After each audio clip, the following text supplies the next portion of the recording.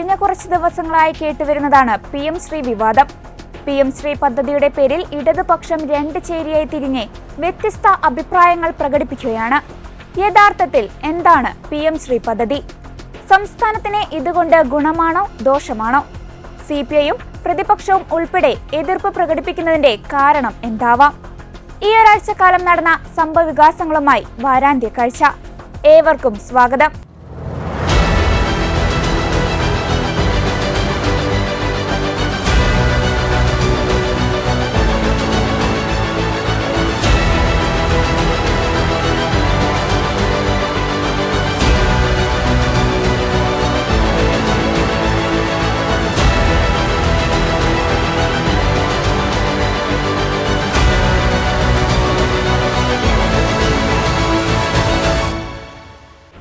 കേന്ദ്ര സർക്കാരിന്റെ ഒരു വിദ്യാഭ്യാസ പദ്ധതിയാണ് PM ശ്രീ. 14,500-ലധികം സ്കൂളുകളുടെ അടിസ്ഥാന സൗകര്യങ്ങൾ വിപുലീകരിച്ച് വികസനം ഉറപ്പാക്കുക എന്ന ലക്ഷ്യത്തോടെയാണ് ഇത് നടപ്പിലാക്കുന്നത്. ഓരോ ബ്ലോക്കിലെയും തെരഞ്ഞെടുത്ത 2 സ്കൂളുകളെ വികസിപ്പിച്ച് ദേശീയ വിദ്യാഭ്യാസ നയത്തിന്റെ മികവ് തുറന്നുകാട്ടുക എന്നതാണ് പദ്ധതി. 2022-27 വർഷത്തേക്ക് വിഭാവനം ചെയ്ത പദ്ധതിയാണിത്. ഒരു സ്കൂളിന് ശരാശരി 1.13 കോടി രൂപയാണ് ചെലവഴിക്കുക. 5 വർഷത്തേക്ക് 27,360 കോടിയുടേതാണ് PM ശ്രീ പദ്ധതി. ഇതിൽ 18,128 കോടി രൂപയാണ് കേന്ദ്രവിഹിതം. കേന്ദ്ര, സംസ്ഥാന, കേന്ദ്രഭരണ, തദ്ദേശ സ്ഥാപനങ്ങൾ നിയന്ത്രിക്കുന്ന സ്കൂളുകളിലാണ് പദ്ധതി നടപ്പിലാക്കുന്നത്. നിലവിൽ കേരളത്തിലെയും കേന്ദ്രീയ വിദ്യാലയങ്ങൾ, നവോദയ വിദ്യാലയങ്ങളടക്കം രാജ്യത്തെ 12,079 സ്കൂളുകളിൽ ഈ പദ്ധതി നടപ്പിലാക്കിയിട്ടുണ്ട്. കേരളത്തിന് പുറമെ തമിഴ്നാട്, പശ്ചിമ ബംഗാൾ എന്നീ സംസ്ഥാനങ്ങൾ PM ശ്രീ പദ്ധതി നടപ്പിലാക്കിയിട്ടില്ലായിരുന്നു. എന്നാൽ കഴിഞ്ഞ ദിവസം സംസ്ഥാന പൊതുവിദ്യാഭ്യാസ വകുപ്പ് സെക്രട്ടറി K. വാസുകി ഡൽഹിയിൽ കേന്ദ്ര സർക്കാരുമായി ധാരണാപത്രം ഒപ്പിട്ടു. RSS അജണ്ടയും മറ്റും ചൂണ്ടിക്കാട്ടിയാണ് കഴിഞ്ഞ 3 വർഷമായി കേരളത്തിൽ പദ്ധതി നടപ്പാക്കാതിരുന്നത്. 60:40 എന്ന അനുപാതത്തിലാണ് കേന്ദ്രവും സംസ്ഥാനവും ചെലവ് വഹിക്കുക. അതിനാൽ കേരളം പണം മുടക്കി വികസിപ്പിച്ച സ്കൂൾ കേന്ദ്ര ബ്രാൻഡിങ്ങിനായി വിട്ടുകൊടുക്കണമോ എന്നാണ് CPIയുടെ നിലപാട്. പദ്ധതി നടപ്പാക്കാനുള്ള ശുപാർശ മുമ്പ് മന്ത്രിസഭയിലെത്തിയപ്പോൾ CPI എതിർത്തതിനാൽ മുന്നോട്ടു പോയില്ല. തമിഴ്നാടിനെ പോലെ സുപ്രീം കോടതിയിൽ പോകാൻ ആലോചന വന്നെങ്കിലും സമയം പാഴാക്കലാണെന്നായിരുന്നു പൊതുവിദ്യാഭ്യാസ വകുപ്പിന്റെ വാദം. PM ശ്രീ പദ്ധതിയിൽ ചേരാൻ താൽപര്യമില്ലെന്ന് സുപ്രീം കോടതിയെ അറിയിച്ച തമിഴ്നാട് സർക്കാർ RTE നിയമപ്രകാരം സാമ്പത്തികമായി പിന്നാക്കം നിൽക്കുന്ന വിദ്യാർത്ഥികൾക്ക് ലഭിക്കേണ്ട 538 കോടി രൂപ നേടിയെടുത്തു. സുപ്രീം കോടതി ഇടപെടലിനെ തുടർന്ന് ഈ മാസം 3-ന് കേന്ദ്രം തുക തമിഴ്നാടിനെ കൈമാറിയിരുന്നു. എന്നാൽ മുഖ്യമന്ത്രി പിണറായി വിജയന്റെ സമ്മതം വാങ്ങിയ വിദ്യാഭ്യാസ മന്ത്രി V. ശിവൻകുട്ടി PM ശ്രീ നടപ്പാക്കാനുള്ള നടപടികളെടുക്കാൻ ഉന്നത ഉദ്യോഗസ്ഥർക്ക് നിർദ്ദേശം നൽകി. കേന്ദ്രം പണം തരാതിരിക്കാൻ നോക്കുമ്പോൾ സാങ്കേതികത്വം പറഞ്ഞ് ഫണ്ട് പാഴാക്കാതിരിക്കുന്നതാണ് നല്ലതെന്നാണ് പദ്ധതി നടപ്പാക്കാനുള്ള കാരണമായി മന്ത്രി V. ശിവൻകുട്ടി പറഞ്ഞത്. ഇതിനെതിരെ CPI നേതൃത്വം രംഗത്തെത്തുകയായിരുന്നു. സാങ്കേതികത്വം പറഞ്ഞ് പാവപ്പെട്ട കുട്ടികളുടെ ആവശ്യങ്ങൾക്കായി ചെലവഴിക്കേണ്ട തുക വേണ്ടെന്ന് വെക്കേണ്ട കാര്യമില്ലെന്നാണ് മന്ത്രി V. ശിവൻകുട്ടി പറയുന്നത്. പൊതുവിദ്യാഭ്യാസ നയങ്ങളെ ഇത് എങ്ങനെ ബാധിക്കുന്നു എന്നും വ്യക്തമാക്കാനാണ് ഈ വാർത്താ സമ്മേളനം. നമ്മുടെ കുട്ടികൾക്ക് അവകാശപ്പെട്ട ആയിരക്കണക്കിന് കോടി രൂപയുടെ കേന്ദ്ര ഫണ്ട് തടഞ്ഞു വെച്ചുകൊണ്ട് കേരളത്തെ സാമ്പത്തികമായി ഞെരുക്കുവാനുള്ള കേന്ദ്ര സർക്കാരിൻ്റെ നീക്കത്തെ മറികടക്കുവാനുള്ള തന്ത്രപരമായ ഒരു തീരുമാനമാണിത്. കേരളത്തിൻ്റെ പൊതുവിദ്യാഭ്യാസ രംഗത്തെ തകർക്കുവാനുള്ള ഒരു നീക്കത്തെയും ഈ സർക്കാർ അനുവദിക്കില്ല. അതോടൊപ്പം നമ്മുടെ കുട്ടികൾക്ക് അർഹതപ്പെട്ട ഒരു രൂപ പോലും നഷ്ടപ്പെടാനും തയ്യാറല്ല. PM ശ്രീ പദ്ധതിയിൽ ഒപ്പിടാത്തതിൻ്റെ പേരിൽ കേന്ദ്ര സർക്കാർ സമഗ്ര ശിക്ഷ കേരളയ്ക്ക് അർഹതപ്പെട്ട ഫണ്ട് തടഞ്ഞു വച്ചിരിക്കുകയായിരുന്നു. 2023-24 വർഷം കേരളത്തിന് നഷ്ടമായത് 188 കോടി 58 ലക്ഷം രൂപയാണ്. 2024-25 വർഷത്തെ കുടിശ്ശിക 513 കോടി 54 ലക്ഷം രൂപയാണ്. 2025-26 വർഷം നമുക്ക് ലഭിക്കേണ്ടിയിരുന്ന 456 കോടി 1 ലക്ഷം രൂപ ഇവൻ തടഞ്ഞു വച്ചു. ആകെ 1,158 കോടി 13 ലക്ഷം രൂപയാണ് ഇതിനകം നമുക്ക് നഷ്ടമായത്. PMശ്രീ പദ്ധതി 2027 മാർച്ചിൽ അവസാനിക്കും. ഇപ്പോൾ ഒപ്പിടുന്നതിലൂടെ സമഗ്ര ശിക്ഷയുടെ കുടിശ്ശികയും 2 വർഷത്തെ PMശ്രീ ഫണ്ടും ഉൾപ്പെടെ 1476 കോടി 13 ലക്ഷം രൂപയാണ് സംസ്ഥാനത്തിന് ലഭ്യമാകാൻ പോകുന്നത്.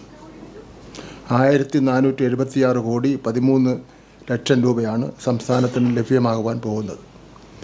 നിലവിൽ കേന്ദ്രം സമഗ്ര ശിക്ഷയ്ക്ക് നൽകാമെന്ന് ധാരണയായിട്ടുള്ളത് 971 കോടി രൂപയാണ് ഇന്നലെ ധാരണയായത്. നമ്മുടെ പൊതുവിദ്യാലയങ്ങളിലെ 40 ലക്ഷത്തോളം വരുന്ന പാർശ്വവൽക്കൃത വിഭാഗത്തിൽ നിന്നുള്ള കുട്ടികളെയാണിത് നേരിട്ട് ബാധിക്കുന്നത്. 5,61,000 പട്ടികജാതി പട്ടികവർഗ കുട്ടികൾക്കുള്ള ആനുകൂല്യങ്ങൾ ഇത് ബാധിക്കുകയാണ്. 1,08,000 ഭിന്നശേഷി കുട്ടികൾക്കുള്ള പ്രത്യേക പിന്തുണ, തെറാപ്പി സൗകര്യങ്ങൾ, സഹായ ഉപകരണങ്ങൾ എന്നിവ അത് ആ കുട്ടികളെ ബാധിക്കുന്ന സ്ഥിതിവിശേഷം ഉണ്ട്. വിദ്യാഭ്യാസ അവകാശ നിയമം അനുസരിച്ചുള്ള സൗജന്യ യൂണിഫോം വാങ്ങിക്കൊടുക്കുന്നതിൻ്റെ പ്രശ്നമുണ്ട്. പാഠപുസ്തകം, പെൺകുട്ടികൾക്കുള്ള അലവൻസുകൾ, പ്രൈമറി വിദ്യാഭ്യാസം, അധ്യാപക പരിശീലനം, പരീക്ഷ നടത്തിപ്പ് തുടങ്ങിയ പൊതുവിദ്യാഭ്യാസത്തിൻ്റെ നട്ടെല്ലായ പ്രവർത്തനങ്ങളെയാണ് ഈ ഫണ്ടിൻ്റെ അഭാവം മൂലം ബാധിക്കുന്നത്. നമ്മുടെ കുട്ടികളുടെ ഭാവി പന്താടിക്കൊണ്ട് ഒരു രാഷ്ട്രീയ സമ്മർദ്ദത്തിന് വഴങ്ങാൻ കേരളം തയ്യാറല്ല. ഈ ഫണ്ട് ഏതെങ്കിലും പാർട്ടിയുടെ ഔദാര്യമല്ല, മറിച്ച് കേരളത്തിലെ ജനങ്ങളുടെ നികുതി പണത്തിൽ നിന്നുള്ള നമ്മുടെ കുട്ടികൾക്ക് അവകാശപ്പെട്ട വിഹിതമാണ്. ആ വിഹിതം നേടിയെടുക്കുക എന്നതാണ് ഒരു ജനകീയ സർക്കാരിൻ്റെ ഉത്തരവാദിത്വം. ഈ PMശ്രീയിൽ ഒപ്പിട്ടതോടെ കേരള ദേശീയ വിദ്യാഭ്യാസ നയം 2020 പൂർണ്ണമായി അംഗീകരിച്ചു എന്നുള്ള ചില വാദഗതികൾ വരുന്നു. ആ വാദഗതികൾ വെറും സാങ്കേതികം മാത്രമാണ്. ഇത് സാങ്കേതികം മാത്രമാണ്. ഒന്നാമതായി 2022 ഒക്ടോബർ മുതൽ തന്നെ സമഗ്ര ശിക്ഷാ പദ്ധതിയെ NEP നടപ്പാക്കാനുള്ള ഉപാധിയായി കേന്ദ്രം പ്രഖ്യാപിച്ചിരുന്നു. ഫണ്ട് വാങ്ങുമ്പോഴും കേരളം 2023 വരെ ആ ഫണ്ട് വാങ്ങുമ്പോഴും കേരളം നമ്മുടെ സംസ്ഥാന താൽപ്പര്യങ്ങൾക്കും വിദ്യാഭ്യാസ മൂല്യങ്ങൾക്കും അനുസരിച്ചാണ് പദ്ധതികൾ നടപ്പാക്കിയത്. അതേ നയം മാത്രമേ ഇപ്പോഴും തുടരുന്നുള്ളൂ. രണ്ടാമതായി ഉന്നത വിദ്യാഭ്യാസ വകുപ്പ് PM ഉഷ പദ്ധതിയിൽ ഒപ്പിട്ടതും NEP നടപ്പാക്കാമെന്ന വ്യവസ്ഥയോടെയാണ്. എന്നിട്ടും കേരളത്തിൻ്റെ ഉന്നത വിദ്യാഭ്യാസ കമ്മീഷൻ റിപ്പോർട്ടിൻ്റെ അടിസ്ഥാനത്തിലുള്ള നമ്മുടെ സ്വന്തം കാഴ്ചപ്പാടാണ് ഇവിടെ നടപ്പിലാക്കുന്നത്. കേന്ദ്ര നയം 30% പോലും നടപ്പാക്കിയിട്ടില്ല ഉന്നത വിദ്യാഭ്യാസ വകുപ്പ്. മൂന്നാമതായി NEP 2020 പറയുന്ന പല കാര്യങ്ങളും, ഉദാഹരണത്തിന് പ്രൈമറി വിദ്യാഭ്യാസം, അധ്യാപക ശാക്തീകരണം, 100% എൻറോൾമെൻറ്റ്, ത്രിഭാഷാ പദ്ധതി, കേരളം പതിറ്റാണ്ടുകൾക്ക് മുമ്പ് തന്നെ ഇതെല്ലാം നടപ്പിലാക്കിയ കാര്യങ്ങളാണ്. ഇക്കാര്യത്തിൽ നാം NEPയേക്കാൾ ബഹുദൂരം മുന്നിലാണ്. പാഠ്യപദ്ധതിയുടെ വർഗീയവൽക്കരണത്തിന് പിന്നിൽ നിന്നുകൊടുക്കുന്നതിന് വേണ്ടി കേരളം തയ്യാറായിട്ടില്ല. അതിൻ്റെ സത്യസ്ഥിതി എന്താണ്? കേരളത്തിൻ്റെ പാഠ്യപദ്ധതി തീരുമാനിക്കുന്നത് കേരള സർക്കാർ തന്നെയാണ്. ദേശീയ വിദ്യാഭ്യാസ നയത്തിൻ്റെ പേജ് 17 സെക്ഷൻ 4 32 പാഠ്യപദ്ധതി സംബന്ധിച്ച് അന്തിമ തീരുമാനം സംസ്ഥാന സർക്കാരുകൾക്കാണെന്ന് വ്യക്തമാക്കി പറയുന്നുണ്ട്. മതനിരപേക്ഷത, ശാസ്ത്രചിന്ത, ഭരണഘടനാ മൂല്യങ്ങൾ എന്നിവയിൽ ഊന്നിയ പാഠ്യപദ്ധതിയാണ് നാം ഒരു വ്യാഴവട്ട കാലത്തിന് ശേഷം പാഠ്യപദ്ധതി പരിഷ്കരിച്ചതിലൂടെ നടപ്പാക്കിയത്. NCERT വെട്ടിമാറ്റിയ ഗാന്ധിവധവും മുഗളുടെ ചരിത്രവും അടക്കമുള്ള പാഠഭാഗങ്ങൾ അഡീഷണൽ പാഠപുസ്തകങ്ങളാക്കി നമ്മുടെ കുട്ടികളെ പഠിപ്പിക്കുകയും അതിൽ പരീക്ഷ നടത്തുകയും ചെയ്ത സംസ്ഥാനം കേരളം മാത്രമാണ്. ഇതേ പാഠ്യപദ്ധതിയും പാഠപുസ്തകങ്ങളും തന്നെയായിരിക്കും കേരളത്തിലെ എല്ലാ വിദ്യാലയങ്ങളിലും തുടർന്നും പഠിപ്പിക്കാൻ പോകുന്നത്. അതിന് ഒരു മാറ്റം ഉണ്ടാകാൻ വേണ്ടി പോകുന്നില്ല. മാറ്റം ഉണ്ടാവില്ലെന്ന് പറഞ്ഞാലും വീണ്ടും മാറ്റം ഉണ്ടാവുന്നല്ലോ എന്നുള്ള ചില ചോദ്യങ്ങളും വരുന്നുണ്ട്. ഫെഡറൽ തത്വങ്ങൾ അടിയറ വച്ചു എന്നുള്ള ചില സംശയങ്ങളുണ്ട്. അത് തെറ്റാണ്. ഫെഡറൽ തത്വങ്ങൾക്ക് വേണ്ടിയുള്ള പോരാട്ടത്തിൻ്റെ ഭാഗമായിട്ടാണ് ഈ തീരുമാനം. ഡൽഹിയിൽ ചേർന്ന NCERTയുടെ ജനറൽ ബോഡി യോഗത്തിൽ 20 സംസ്ഥാനങ്ങളിലെ മന്ത്രിമാരുണ്ടായിരുന്നു, വിദ്യാഭ്യാസ മന്ത്രിമാർ. കേന്ദ്രത്തിൻ്റെ തെറ്റായ നയങ്ങൾക്കെതിരെ സംസാരിച്ചത് കേരളത്തിൻ്റെ വിദ്യാഭ്യാസ മന്ത്രി മാത്രമാണ്. സർക്കാർ സ്ഥാപനങ്ങളെയും പൊതുയിടങ്ങളെയും വർഗീയവൽക്കരിക്കാനുള്ള രാജ്ഭവൻ്റെ നീക്കത്തെ നേരിട്ട് എതിർക്കുകയും ചടങ്ങ് ബഹിഷ്കരിക്കുകയും ചെയ്ത ചരിത്രം, ഒരു പാരമ്പര്യമാണ് കേരളത്തിന് ഉള്ളത്. കേന്ദ്ര സംസ്ഥാന ബന്ധങ്ങളെക്കുറിച്ചും ഗവർണറുടെ അധികാരങ്ങളെക്കുറിച്ചും നമ്മുടെ പാഠപുസ്തകങ്ങൾ ഉൾപ്പെടുത്തി പ്രഖ്യാപനം മാത്രമല്ല ഭരണഘടനാ മൂല്യങ്ങൾ ഉയർത്തിപ്പിടിക്കുവാൻ ധൈര്യം കാണിച്ച സംസ്ഥാനമാണ് നമ്മുടേത്. ഫണ്ട് തടഞ്ഞു വച്ച് സംസ്ഥാനങ്ങളെ ശ്വാസം മുട്ടിക്കുന്നത് കേന്ദ്രമാണ്. ആ സാമ്പത്തിക ഉപരോധത്തെ അതിജീവിച്ച് നമ്മുടെ അവകാശങ്ങൾ നേടിയെടുക്കുകയാണ് നാം ചെയ്യുന്നത്. സ്കൂൾ കോംപ്ലക്സുകളുടെ പേരിൽ ചെറിയ സ്കൂളുകളെല്ലാം പൂട്ടുമെന്ന് പറഞ്ഞൊരു പ്രചരണം നടക്കുന്നു. അതൊന്നും NEP ഞാൻ നോക്കിയാൽ കാണുന്നില്ല.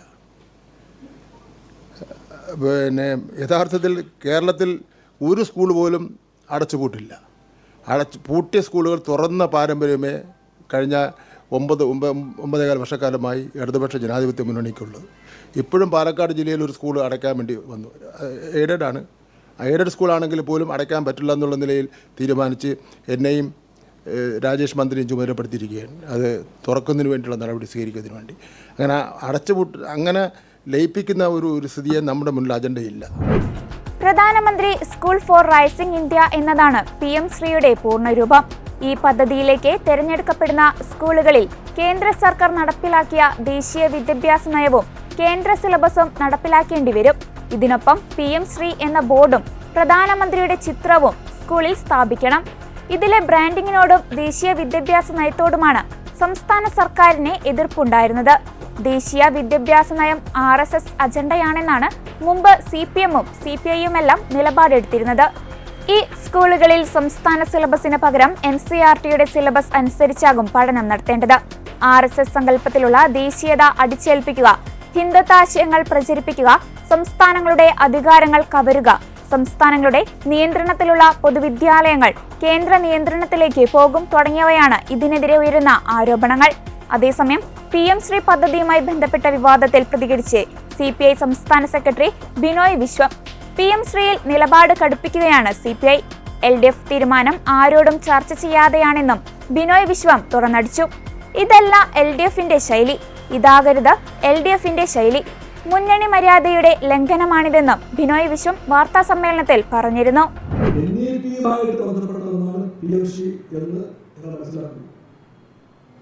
അങ്ങനെയാണെങ്കിൽ അതിലേക്ക് ഇടപെടുന്ന മുമ്പ് ഗവൺമെന്റ് 2 വട്ടം ചിന്തിക്കണം. അതൊരു രാഷ്ട്രീയ നിലപാടാണ്. അടുത്ത ഭാഷകളിൽ എനിക്ക് വ്യക്തമായി CPI പറഞ്ഞു. കാരണം NEP എന്ന് പറയുന്നത് എന്താണെന്ന് പറയുന്നു. NEP-യുടെ ലഘുപ്രകാരമുള്ള ഒരു 6 പില്ലേഴ്സ് പരാമർശം. ഏറ്റവും പ്രധാനപ്പെട്ട ഒരു പില്ലർ കരിക്കുലമാണ്, പെഡഗോഗിയാണ്, സിലബസാണ്, ഇൻഫ്രാസ്ട്രക്ചർ പറയുന്നത്. ഏറ്റവും മുഖ്യമായ കാര്യം ഇതാണ്. പുത്തൻ തലമുറയെ വാർത്തെടുക്കുന്ന പാഠ്യപദ്ധതി അധ്യയന ശാസ്ത്രത്തെ പെഡഗോഗിയെ എല്ലാം സ്വാധീനിക്കുന്ന ഒന്നാണ് BJP ഗവൺമെന്റ്. അതുകൂടി അറിയണം. BJP ഗവൺമെന്റ് ഷോക്ക് കേസ് ചെയ്യാൻ ശ്രമിക്കുന്നത്. ആ ഷോക്ക് കേസിന് വേണ്ടിയാണ് ഈ പറയുന്ന PM ശ്രീ എന്ന് അവർ തന്നെ പറയുന്നു. ചെറിയ കാര്യമാണ്. കമ്മ്യൂണിസ്റ്റ് പാർട്ടിയുടെ രാഷ്ട്രീയ ബോധം പറയുന്നത് അത് ഗൗരവമായ കാര്യമാണ്. അതാണ് ഞങ്ങൾ സ്നേഹപൂർവ്വം അന്ന് ഒറ്റ വാക്കിൽ അറിയിക്കാൻ ശ്രമിച്ചത് ഗവൺമെന്റ്. ആ നിലപാട് നോക്കട്ടെ. ആദ്യം അതിനോട് അടുത്ത ഭാഷയിൽ വിയോജിച്ച സഹോദീശ്വരൻകുട്ടി ഞങ്ങളുടെ എല്ലാ സഹാവാണ്, ഒറ്റ സുഹൃത്താണ്. കമ്മ്യൂണിസ്റ്റ് പാർട്ടിക്ക് ശിവൻകുട്ടിക്ക് ആദരവുണ്ട്. ആ ശിവൻകുട്ടി പെട്ടെന്ന് പ്രകോപനപ്പെടുത്തിയ ഭാഷയിൽ പ്രതികരിച്ചെങ്കിൽ പോലും ഇതിന് വളരെ വേഗം അതിലൂടെ അദ്ദേഹം ഇടതുപക്ഷ നേതാവിന്റെ ഭാഷയിൽ അതിനെപ്പറ്റി പ്രതികരിച്ചു വെച്ചത്. അതെല്ലാം കേരളത്തിന്റെ കാര്യമാണ്. ഒന്നും പഴയ കാര്യങ്ങളല്ല. വളരെ മറുപടി സമയമായിട്ടില്ല. അതെല്ലാം ഇരിക്കെയാണ് ഈ പറയുന്ന അസ്വാഭാവികമായ തിരക്കോടുകൂടി അൺയൂഷ്വൽ കേസ് എന്ന് പറയും. അതോടുകൂടി വാഗ്ദാനം ചെയ്യപ്പെട്ട ചർച്ചയില്ലാതെ, ആലോചനയില്ലാതെ, നിയമപരമായ സംവാദങ്ങളില്ലാതെ ക്യാബിനറ്റിലോ LDFിലോ ഒരു വർത്തമാനം പോലും പിന്നീട് പറയാതെ ഒരു ഉദ്യോഗസ്ഥ പെട്ടെന്ന് ഡൽഹിയിൽ ലാൻഡ് ചെയ്യുന്നു. ആ ഉദ്യോഗസ്ഥ ഒപ്പമിരിക്കുന്നു. അപ്പോൾ പിറ്റേ നിമിഷം കേന്ദ്ര BJP ഗവൺമെന്റ് അതിനെ പുകഴ്ത്തുന്നു. അതിനെ ABVP പുകഴ്ത്തുന്നു. അതിനെ BJP വാക്കുന്നു. ഇതെല്ലാം ഉണ്ടായിട്ടുണ്ട്. ഞാൻ സഹവിയംസിൽ ഓർക്കുന്നു. സഹവിയം സ്വന്തം പറഞ്ഞു എന്റെ കുട്ടിക്കാലത്തെ വായിച്ച ഭർത്താവിനാണ്. ഇത് അന്ന് പറഞ്ഞു, എന്നെ മനോരമയോ മാതൃഭൂമിയോ പിന്തുണച്ചാൽ അപ്പോൾ ഞാൻ ചിന്തിക്കും എന്നോ തെറ്റ് ഞാൻ പറഞ്ഞു. ഞാൻ വായിച്ചിട്ടുണ്ട്. വിദ്യാർത്ഥിയായിരുന്നു, സ്കൂൾ വിദ്യാർത്ഥിയായിരുന്നു. ഇവിടെ ആദ്യം പ്രധാനമന്ത്രി BJP ആണ്, പിന്നെ ABVP ആണ്, പിന്നെ RSS ആണ്, പിന്നെ അവർ നിയന്ത്രിക്കുന്ന കേന്ദ്ര വിദ്യാഭ്യാസ മന്ത്രാലയമാണ്. അതുകൊണ്ട് something is wrong with the PMC.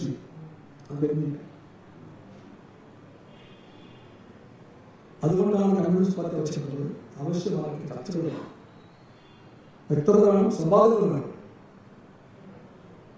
ഉണ്ടാകാതെ പോകുന്ന ഈ തിരക്ക് വേണ്ടിയാണ്. Why this unusual haste and for what? എന്തുകൊണ്ട്, എന്തിനു വേണ്ടി? അത് മനസ്സിലാക്കാൻ കമ്മ്യൂണിസ്റ്റ് മാത്രമല്ല എല്ലാ വിദ്യാഭ്യാസ ബന്ധുക്കൾക്കും പ്രയാസമാണ്. വിഷയം ഞാൻ ദുഃഖമായിട്ട് അതിന് പറഞ്ഞു പോകുന്ന വിഷയമാണ്. കരിക്കുലവും സിലബസും പെടകോയി എന്ന് പറഞ്ഞാൽ കൊച്ചു കാര്യമായിട്ട് അതാണ് ഭാവി തലമുറയുടെ മൊത്തത്തിൽ തീരുമാനിക്കുന്നത്. ഹോക്താലി കമ്മീഷൻ റിപ്പോർട്ടിന്റെ തുടക്കവാചകങ്ങളാണ് The destiny of India is being framed in the classrooms എന്ന് പറയുന്നത്. നാടിന്റെ നാമധേയം ഭാവി രൂപപ്പെടുത്തുന്നത് ക്ലാസ് മുന്നിൽ തന്നെയാണെന്നാണ് അർത്ഥം. ആ ക്ലാസ് പ്രതിയെയാണ് പിടിക്കുന്നത് RSS BJP. ക്ലാസ് പ്രതിയെ പിടിക്കുകയാണ്, പുറത്തെ തലമുറയെ പിടിക്കുകയാണ്. ക്യാഷ് ദം യങ് എന്ന ചിത്രവാക്യം, ക്യാഷ് ദം യങ്, ചെറുപ്പത്തിലെ പിടികൂടുക. അതുകൊണ്ട് BJP ഗവൺമെന്റിന് അധികാരം കിട്ടിയ അന്ന് മുതൽ വലിയ പ്രാമുഖ്യം കൊടുത്തുകൊണ്ട് വിദ്യാഭ്യാസ മേഖലയെ അവർ വർഗീയ പ്രക്രിയ ശ്രമിച്ചിട്ടുണ്ട്. ആ ശ്രമം തുടരുകയാണ്. അതേപറ്റി CPI ബോധ്യമുണ്ട്, CPM ബോധ്യമുണ്ട്. CPIക്കും CPM-നും രക്ഷിതാകത്തിൻ്റെയും സെക്യുലർ വാല്യൂസിന്റെ എല്ലാ ബന്ധുക്കളും ഫെഡറൽ തത്വങ്ങളെ മാനിക്കുന്നവർക്കെല്ലാം ബോധമാണ് കാര്യം. ഞങ്ങളുടെ ഗവൺമെന്റ് ബോധമാണ് ബോധമായിരുന്നു. വളരെ ബാധിച്ചിട്ടുണ്ട്. സിലബസിൽ നിന്ന് ചില പാഠ്യഭാഗം മാറുന്നു. PM ശ്രീയിൽ ചേർന്ന കേരള സർക്കാരിനെ അഭിനന്ദിച്ച് കേന്ദ്ര വിദ്യാഭ്യാസ മന്ത്രാലയം. NEP-യുടെ ഭാഗമായ പദ്ധതി സ്കൂളുകളുടെ വികസനത്തിൽ നിർണായകമാകുമെന്നാണ് കേന്ദ്രം പറയുന്നത്. PM ശ്രീയെ ചൊല്ലിയുള്ള വിവാദങ്ങൾ കേരളത്തിൽ കൊടുംപെരികൊള്ളുന്ന സാഹചര്യത്തിലാണ് കേന്ദ്ര വിദ്യാഭ്യാസ മന്ത്രാലയം X പ്ലാറ്റ്ഫോമിലൂടെ കേരള സർക്കാരിനെ അഭിനന്ദിച്ചുകൊണ്ടുള്ള കുറിപ്പ് പങ്കുവച്ചത്. കേന്ദ്ര സർക്കാരിന്റെ PM ശ്രീ പദ്ധതിയിൽ കേരളം ഒപ്പുവെച്ചിട്ടുണ്ടെന്ന ഔദ്യോഗിക സ്ഥിരീകരണം കൂടിയാണ് ഇത്. NEP-യുടെ ഭാഗമായ പദ്ധതിയിലൂടെ കേരളത്തിലെ വിദ്യാഭ്യാസ സ്ഥാപനങ്ങൾ മികവിന്റെ കേന്ദ്രങ്ങളായി വളർത്തിയെടുക്കുന്നതിനും പ്രവർത്തന മികവ് ഉയർത്തുന്നതിനും ഈ ഒരു പദ്ധതിയിലേക്കുള്ള കൂടിച്ചേരൽ നിർണായകമാകുമെന്നാണ് കേന്ദ്ര വിദ്യാഭ്യാസ മന്ത്രാലയം X-ൽ കുറിച്ചത്. ഈ പദ്ധതിയുടെ ഒരുമിച്ചുള്ള നടത്തിപ്പിലൂടെ കേരളത്തിന്റെ നിലവിലെ വിദ്യാഭ്യാസ നിലവാരത്തെ ഉയർത്താനാകുമെന്നും ഈ പ്രസ്താവനയിലൂടെ പറയുന്നുണ്ട്. അതേസമയം കേന്ദ്ര സർക്കാരിന്റെ PM ശ്രീ പദ്ധതിയിൽ നിന്ന് കേരളത്തിന് ലഭിക്കേണ്ട പണം കിട്ടണമെന്ന് CPM സംസ്ഥാന സെക്രട്ടറി MV ഗോവിന്ദൻ. 8,000 കോടി രൂപ കേന്ദ്രം കേരളത്തിന് തരാനുണ്ട്. നമുക്ക് അർഹതപ്പെട്ട പണം കേരളത്തിന് കിട്ടുക തന്നെ വേണമെന്നും അദ്ദേഹം പറഞ്ഞു. PM ശ്രീ പദ്ധതിയുമായി ബന്ധപ്പെട്ട നിലപാടിൽ മാറ്റമില്ലെന്നും എല്ലാം പരിഹരിക്കാനാവുന്ന പ്രശ്നം മാത്രമാണെന്നും MV ഗോവിന്ദൻ വ്യക്തമാക്കി. CPI എന്ന് പറഞ്ഞപ്പോൾ ഞാൻ എന്ത് CPI എന്ന് പറഞ്ഞാൽ ഞാൻ അങ്ങോട്ട് പോയി. അത് പിന്നെ ഇങ്ങനെ ഒരു വാർത്തയാക്കി കൊടുത്തത് ശരിയോ തെറ്റോ? നിങ്ങളുടെ അഭിപ്രായം പറ. നിങ്ങൾക്ക് എന്താ പറയാൻ പറ്റാത്തത്? നിങ്ങൾക്ക് പറയാൻ പറ്റൂല. പറ്റുമോ? അതാ കാര്യം. അപ്പോൾ എന്തെങ്കിലും വാർത്ത ഉണ്ടാക്കാൻ വേണ്ടിയുള്ള ശ്രമം നടത്തുന്നതിൽ കാര്യം. ശരി ശരി, അത് ശരിയല്ലേ? അത് ശരിയാ ശരിയാ. എനിക്ക് ചോദിച്ചു, സംസ്ഥാനം ഒപ്പുവെച്ചിരിക്കുന്നു, അത് മുന്നോട്ട് കൊണ്ടുപോകാൻ തന്നെയാണോ തീരുമാനം, അല്ലെങ്കിൽ ആ പദ്ധതിയിൽ നിന്ന് ഏതെങ്കിലും തരത്തിൽ സർക്കാർ പിന്നോട്ട് പോകും? അല്ല, ഇപ്പോഴും ഉയർന്നു വന്ന വിമർശനത്തിന്റെ പശ്ചാത്തലത്തിലാണല്ലോ ഈ വിശദീകരണങ്ങളെല്ലാം ചോദിക്കുന്നത്. ഞങ്ങൾക്കതിൽ ഒരു തർക്കമില്ല. ഞങ്ങൾ PM ശ്രീ ഉൾപ്പെടെയുള്ള കേന്ദ്ര ഗവൺമെന്റ് കേരളത്തിന് നൽകേണ്ടുന്ന അല്ലെങ്കിൽ സംസ്ഥാനങ്ങൾക്ക് നൽകേണ്ടുന്ന പദ്ധതിയുടേതായാലും പ്രൊജക്റ്റിൻ്റെതായാലും ആ പണം കേരളത്തിന് ലഭിക്കേണ്ട കാര്യത്തിൽ യാതൊരു സംശയവും ആർക്കും ഉണ്ടാവില്ല. ഞങ്ങൾക്ക് കിട്ടേണ്ടതാണ്. അതിന് മുമ്പൊന്നും നിബന്ധനയുണ്ടായിരുന്നില്ല. ജവഹർലാൽ നെഹ്റുവിൻ്റെ കാലം മുതൽ പഞ്ചവത്സര പദ്ധതി അങ്ങനെയാണല്ലോ തുടങ്ങുന്നത്. അതൊന്നും നിബന്ധനകളില്ല. ഗവൺമെന്റിനെ സഹായിക്കാൻ വേണ്ടിയിട്ടാണ്. ഫെഡറൽ സംവിധാനത്തിന്റെ ഭാഗമാണ്. പിന്നീട് ഇന്ദിരാഗാന്ധിയുടെ കാലം മുതലാണ് ഓരോരോ നിബന്ധനകൾ വന്നു തുടങ്ങിയത്. പിന്നീട് ഇപ്പോഴും വലിയ രീതിയിലുള്ള നിബന്ധനകൾ ഈ കേന്ദ്ര ഗവൺമെന്റ് BJP ഗവൺമെന്റ് മുന്നോട്ടേക്ക് വെച്ച് സംസ്ഥാനങ്ങൾക്ക് തരേണ്ടുന്ന പണം തരാതിരിക്കുന്ന പ്രവർത്തനം നടത്തിക്കൊണ്ടിരിക്കുകയാണ്. നമുക്ക് തരേണ്ടുന്ന ഒരു 8,000-ഓളം കോടി ഉറുപ്പിക കേന്ദ്ര ഗവൺമെന്റ് തരാൻ പല നിബന്ധനകളും പറഞ്ഞിട്ടും പല കാര്യങ്ങൾ പറഞ്ഞിട്ടും തരാതിരിക്കുന്നു. 2 ലക്ഷം കോടി ഉറുപ്പിക കഴിഞ്ഞ കാലത്ത് തരേണ്ട പണം നമുക്ക് തന്നില്ല എന്നുള്ളത് വേറെ കാര്യമാണ്. അത് പറയുന്നുണ്ട്. അതിന് പുറമെ സെൻട്രൽ ഗവൺമെന്റിന്റെ സ്കീമിന്റെ ഭാഗമായി 60% അവരും 40% കേരളവും നൽകേണ്ടുന്ന പണത്തിന്റെ ഒരു വലിയ ഭാഗം പണം, അതായത് 8,000 കോടി ഉറുപ്പിക. ധനകാര്യ വകുപ്പ് മന്ത്രിയോട് ഇന്ന് സംസാരിച്ചപ്പോൾ പറഞ്ഞത് 8,000 കോടി ഉറുപ്പിക നെല്ലിന്റെ സംഭരണം ഉൾപ്പെടെയുള്ള കാര്യങ്ങളിൽ തരാൻ ബാക്കിയാണ്. അത് തരുന്നില്ല. ഓരോരോ നിബന്ധനകൾ വെച്ച് നമുക്ക് തരാതിരിക്കുകയാണ്. നമുക്ക് കേരളത്തിന് അർഹതപ്പെട്ട പണം തരിക തന്നെ വേണം. ഇതൊരു കാര്യം. പിന്നെ ഓരോന്നിനും നിബന്ധന വെക്കുകയാണ്. അത് ഒന്നിനു മാത്രമല്ല. ഇപ്പം ഉന്നത വിദ്യാഭ്യാസ മേഖലയിൽ നിബന്ധന വെച്ചു, വീട് നിർമ്മിക്കുന്നതുമായിട്ട് ബന്ധപ്പെട്ടതിന് നിബന്ധന വെച്ചു. ഇപ്പോൾ PM ശ്രീ എന്ന് പറയുന്ന ഈ വിദ്യാഭ്യാസ മേഖലയിലുള്ള വളരെ പ്രധാനപ്പെട്ട ഒരു മേഖലയിൽ നിബന്ധന വെച്ചു.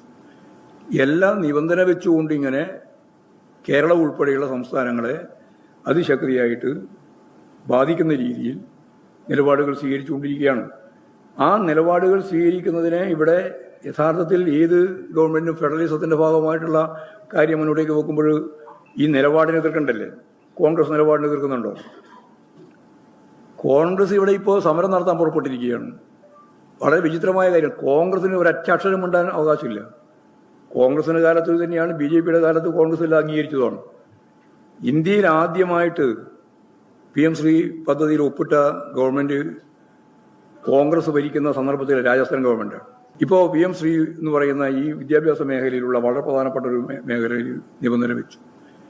എല്ലാം നിബന്ധന വെച്ചുകൊണ്ട് ഇങ്ങനെ കേരളം ഉൾപ്പെടെയുള്ള സംസ്ഥാനങ്ങളെ അതിശക്തിയായിട്ട് ബാധിക്കുന്ന രീതിയിൽ നിലപാടുകൾ സ്വീകരിച്ചുകൊണ്ടിരിക്കുകയാണ്.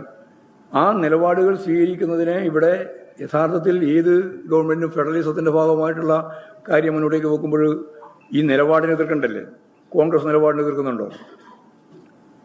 കോൺഗ്രസ് ഇവിടെ ഇപ്പോൾ സമരം നടത്താൻ പുറപ്പെട്ടിരിക്കുകയാണ്. വളരെ വിചിത്രമായ കാര്യം. കോൺഗ്രസിന് ഒരു അക്ഷരം ഉണ്ടാൻ അവകാശമില്ല. കോൺഗ്രസിന്റെ കാലത്ത് തന്നെയാണ് BJPയുടെ കാലത്ത് കോൺഗ്രസ് എല്ലാം അംഗീകരിച്ചതാണ്.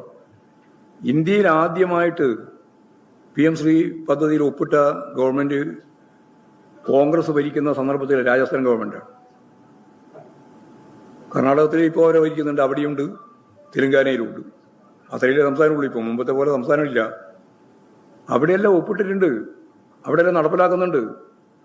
എന്നിട്ട് ഇവിടെ ഇടതുപക്ഷ ജനാധിപത്യ മുന്നണിയെ അടിക്കാൻ ഒരു വടി കിട്ടുമല്ലോ എന്ന് വിചാരിച്ചിട്ട് അതിന്റെ മേലെ നിലപാട് സ്വീകരിച്ച് കൊണ്ടുപോകുന്ന ഒരു സമീപനമാണ് കോൺഗ്രസിനുള്ളത്. കോൺഗ്രസിന്റെ ഇരട്ടത്താപ്പാണ്. അവർക്ക് രാഷ്ട്രീയമാണ്. കേരളത്തിൽ ഒരു വികസന പ്രവർത്തനവും നടത്താൻ പാടില്ല എന്ന രീതിയിലുള്ള നിലപാട് സ്വീകരിക്കുകയാണ് അവർ ചെയ്യുന്നത്. ഞങ്ങളെ സംബന്ധിച്ചിടത്തോളം ഞങ്ങൾ നയപരമായിട്ട് അന്നും ഇന്നും ഇനി നാളെയും ഈ PM ശ്രീ പദ്ധതിയുടെ ഭാഗമായിട്ടുള്ള നിബന്ധനകൾക്കെതിരാണ്. എന്നാൽ ഞാൻ നേരത്തെ പറഞ്ഞതുപോലെ എല്ലാ മേഖലയിലും ഗവൺമെൻറ് കേരളത്തിന് നൽകേണ്ടുന്ന പണം തരാതിരിക്കുന്നു. അത് ചെറിയ രീതിയിലുള്ളതല്ല, ആയിരക്കണക്കിന് കോടി. ഇപ്പോൾ ധനകാര്യ വകുപ്പ് മന്ത്രി പറഞ്ഞ പോലെ 8,000-ഓളം കോടി റുപ്യ നമ്മുടെ നെല്ല് സംഭരിച്ചത് ഉൾപ്പെടെയുള്ള പൈസ തരാതിരിക്കുന്നു. ഓരോ നിബന്ധന വെച്ചുകൊണ്ടാണ്. അപ്പോൾ ഇതെല്ലാം വെച്ചുകൊണ്ടുള്ള ശക്തിയായ നിലപാടാണ് കേന്ദ്ര ഗവൺമെൻറ് സംസ്ഥാനങ്ങൾക്കെതിരായിട്ട് ഒരുതരം സാമ്പത്തിക ഉപരോധം പോലെ ചെയ്തുകൊണ്ടിരിക്കുന്നത്. PM ശ്രീയുടെ ഭാഗമായിട്ടും അത് തന്നെയാണ് സംഭവം. അത് കുറേ കൊല്ലമായി, ഇപ്പം തുടങ്ങിയതല്ല, 2-3 വർഷമായി ഇതിൻ്റെ മേലെ നടക്കാൻ തുടങ്ങിയിട്ട്. വലിയ രീതിയിലുള്ള സമരം നടന്നിട്ടുണ്ട്, പ്രക്ഷോഭം നടന്നിട്ടുണ്ട്. ഞങ്ങൾ അന്നും ഇന്നും CPIM എന്ന രീതിയിലായാലും CPI എന്ന രീതിയിലായാലും എല്ലാവരും PMC പദ്ധതി എന്നുള്ള ഈ നിബന്ധനയെ അതിശക്തിയായിട്ട് അന്നും ഇന്നും എതിർത്തുകൊണ്ടിരിക്കും. ഇതോടെ വാരാന്ത്യ കാഴ്ച പൂർണ്ണമാകുന്നു. അടുത്ത ആഴ്ച വീണ്ടും കാണാം. നന്ദി.